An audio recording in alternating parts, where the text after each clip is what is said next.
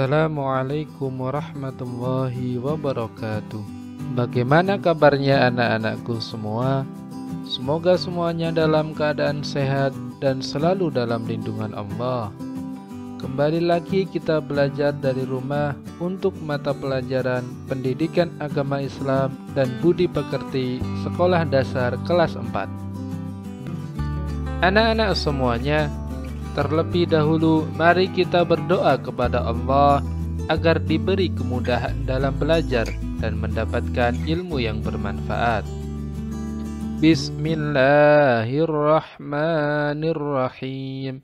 Raditu billahi rabba wa bil islami dina wa bi Muhammadin nabiyya wa rasula. Rabbi zidni ilma warzuqni fahma. Amin. Anak-anakku kelas 3 yang solih dan solihah. Baik, kita lanjut pelajaran ke-5, yaitu tentang sholat kewajibanku. Sudah siap semuanya? Oke, kalau sudah siap kita lanjutkan ya. Yang akan kita pelajari pelajaran saat ini yaitu A. Sholat ibadah kepada Allah Subhanahu wa Ta'ala. B. Hikmah ibadah sholat. C. Sholat berjamaah. D. Tata cara sholat.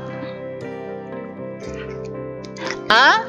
Sholat merupakan ibadah kepada Allah Subhanahu wa Ta'ala. Menurut bahasa, sholat artinya doa ya. Menurut bahasa, sedangkan menurut istilah syara, sholat adalah ibadah yang terdiri dari beberapa perbuatan tertentu dan perkataan tertentu yang dimulai dengan takbir dan diakhiri dengan salam menurut cara-cara dan syarat-syarat serta rukun yang telah ditentukan oleh syara. Baik anak-anak semuanya, yuk kita lanjutkan ya. Sholat merupakan rukun Islam kedua. Yang pertama apa? Yang pertama adalah syahadat. Sholat merupakan salah satu ibadah yang wajib dilaksanakan sebagaimana tujuan diciptakan manusia di bumi. Sebagaimana Allah Subhanahu wa Ta'ala sudah menyampaikan kita di dalam Al-Quran surat Az-Zariyat ayat 56. Bismillahirrahmanirrahim. Wa ma khalaqtul jinna wal insa illa liya'budun.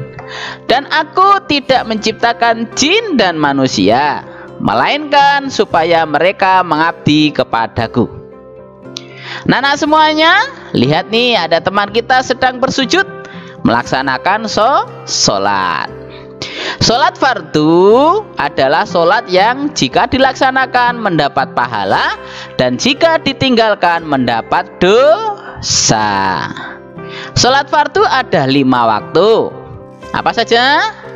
5 waktu itu subuh, zuhur, asar, maghrib, dan isya. Nah semuanya, kita lanjutkan. Hikmah ibadah sholat.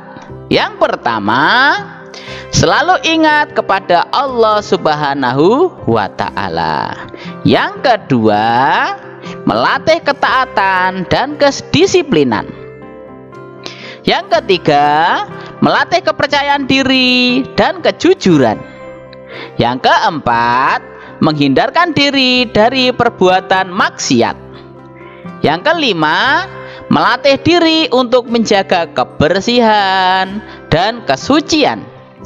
Dan yang keenam adalah menjaga kebersamaan ketika kita sholat berjamaah. Kemudian anak-anakku semuanya, C. Sholat berjamaah. Sholat fardu atau sholat wajib 5 waktu dapat kita lakukan secara berjamaah ataupun sendiri-sendiri, baik di masjid, di musola maupun di rumah.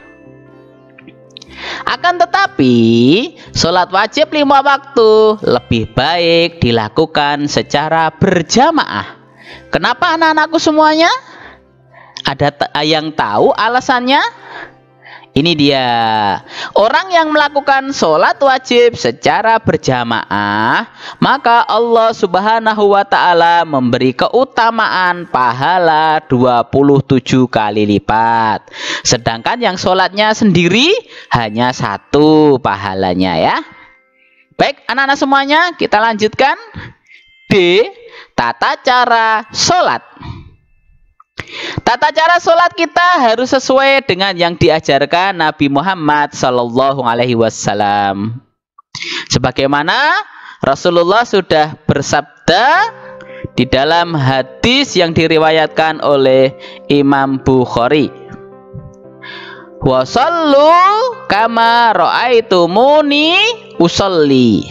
Sholatlah kalian sebagaimana kalian melihat aku Rasulullah Nabi Muhammad Sallallahu Alaihi Wasallam melaksanakan sholat. Kita lanjutkan ya. Siap-siap. Kita lihat gerakan sholatnya. Yuk kita belajar gerakannya. Kita lihat gambarnya. Ya. 1. Berdiri tegak bagi yang mampu. Gerakannya kaki agak merenggang kira-kira 1 jengkal. Posisi badan menghadap ke arah kiblat dan membaca niat sholat. Gerakan kedua, takbiratul ihram. Gerakannya mengangkat kedua tangan setinggi bahu. Telapak tangan terbuka menghadap ke depan, jari-jari rapat satu sama lainnya. Ibu jari berada di bawah daun telinga sambil membaca takbir. Takbir bagaimana? Allahu Akbar. Kita lanjutkan gerakan berikutnya. Dilihat gambarnya. Apa gerakan itu Pak Guru? Kita lihat. Bersedekap. Gerakannya tangan dilipat di atas pusar. Tangan kanan memegang pergelangan tangan kiri. Membaca doa iftitah, surat Al-Fatihah, dan surat pendek dalam Al-Quran yang telah dihafal. Kemudian gerakan keempat. Ini dia gerakannya membungkuk. Gerakannya disebut apa? 4. Ruku. Gerakannya membungkukkan badan. Kedua tangan memegang lutut dan menekannya. Pandangan mata tertuju ke tempat sujud. Antara punggung dan kepala hendaknya rata. Kaki, badan, dan kepala membentuk sudut. Siku-siku sambil membaca doa ruku. Lanjut. Gerakan berikutnya kita lihat berdiri kembali. Namanya iktidal. Gerakannya bangkit dari ruku dan kembali berdiri tegak sambil membaca doa tasmi' dan iktidal. Samiallahu liman hamidah, Rabbana walakal hamdu. Kemudian gerakan berikutnya. Lihat gambarnya. 6. Sujud. Gerakannya menempatkan wajah ke tempat sujud. Dahi, hidung, telapak tangan, lutut, dan jari-jari kaki harus menyentuh lantai. Kedua telapak tangan dan wajah diletakkan sejajar. Kedua telapak kaki berdiri tegak menopang tubuh. Jari-jari kaki menekan lantai sambil membaca doa sujud. Berkaitan dengan sujud, ada gerakan yang harus diperhatikan. Ya, yang jelas anak-anak sekalian diperhatikan ya. Letak atau namanya apa ini? Dahi, hidung, telapak tangan, lutut, dan jari-jari kaki harus menyentuh lantai. Kemudian kita lanjut gerakannya. Ini dia, sudah duduk. Apa ya? 7. Duduk antara dua sujud atau duduk iftirasi. Gerakannya duduk dengan cara telapak kaki diduduki. Telapak kaki kanan berdiri tegak. Jari kaki kanan menekan lantai sambil membaca doa duduk di antara dua sujud. Lanjut gerakannya, kita lihat ada 2 gerakan ini. Ya, terlihat gambarnya 2 gerakan ya. Ini posisi kaki diperhatikan. 8. Duduk tasyahud awal. Gerakannya sama seperti dalam keadaan duduk iftirasi. Duduk di atas ini ya. Duduk antara dua sujud. membaca lafal tasyahud awal, dan membaca sholawat Nabi Shallallahu Alaihi Wasallam. Kemudian gerakan berikutnya, ini dia, disebut duduk tasyahud akhir atau duduk tawaruk. Gerakannya duduk dengan cara telapak kaki kiri dijulurkan di bawah kaki kanan dan menghadap ke belakang. Telapak kaki kanan berdiri tegak, jari-jari kaki kanan menekan ke lantai. Saat duduk tasyahud akhir, membaca doa tasyahud akhir, membaca sholawat Nabi Muhammad Sallallahu Alaihi Wasallam dan sholawat Nabi Ibrahim alaihi salam. Kemudian gerakan berikutnya adalah, kita lihat, gerakan salam. Gerakannya menoleh ke kanan dan ke kiri sambil membaca salam. Assalamualaikum warahmatullahi wabarakatuh. Assalamualaikum warahmatullahi wabarakatuh. Begitu anak-anak semuanya. Kita lanjutkan ya. Ternyata ada. Yuk kita nyanyikan. Mana yang mau dinyanyikan? Ini dia lagu sholat kewajibanku. Nada lagu kuku ruyuk. Ya, bersama-sama ya. 1, 2, 3.